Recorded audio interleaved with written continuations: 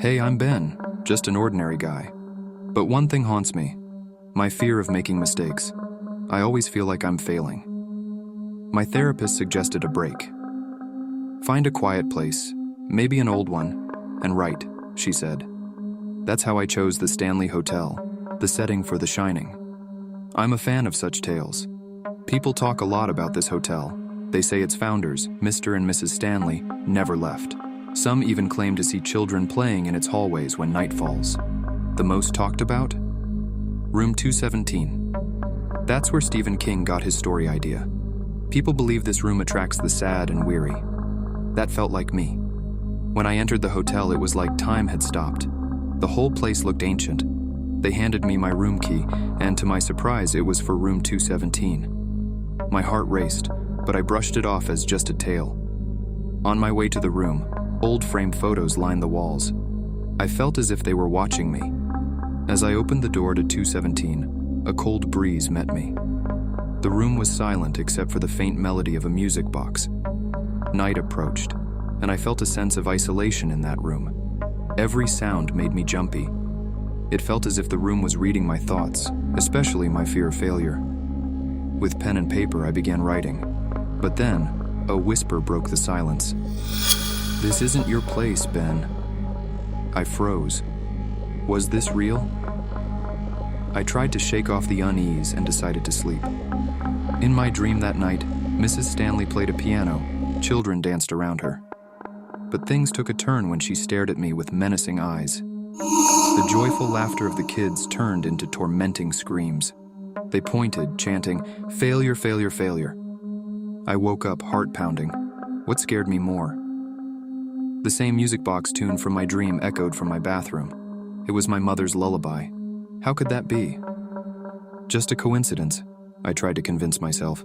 But deep inside, I knew something was very wrong. The next day, the sun poured into the hallways as I wandered the hotel. Over by the grand staircase, I overheard a group discussing the hotel's famous Room 217. I snuck closer to hear more. An old woman with gray hair tied into a bun spoke with a heavy voice. Room 217 has a way with people, especially those who carry fear in their hearts. It brings out memories and feelings you'd rather forget. Chills ran down my spine. That was exactly how I felt. Another evening came, and as I lay on the bed in room 217, my anxiety was palpable. The previous night's whispers turned into distinct voices, each calling out my name.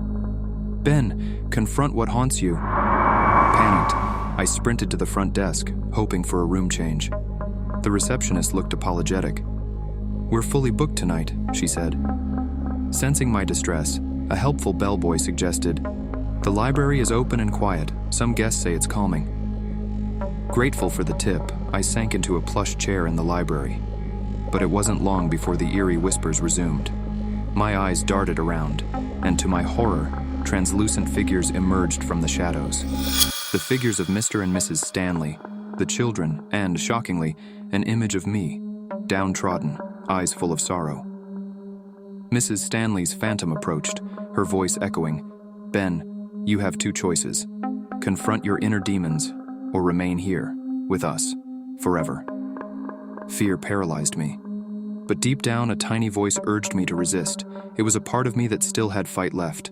With newfound courage, I stood up and yelled, "I refuse to be defined by my fears. I am not a failure."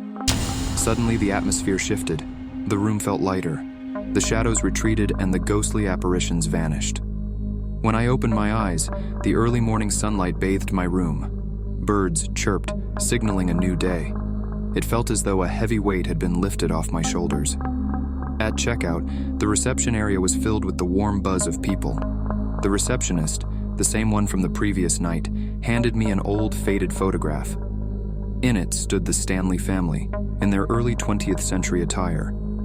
But there, in the backdrop, was a figure that looked eerily like me.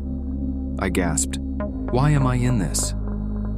The receptionist replied, "After a night in room 217, some guests find themselves in these old photos. It's one of the hotel's many mysteries." As I drove away from the hotel, my mind raced. That room, as eerie as it was, acted as a mirror, reflecting my deepest fears. The photo was a reminder.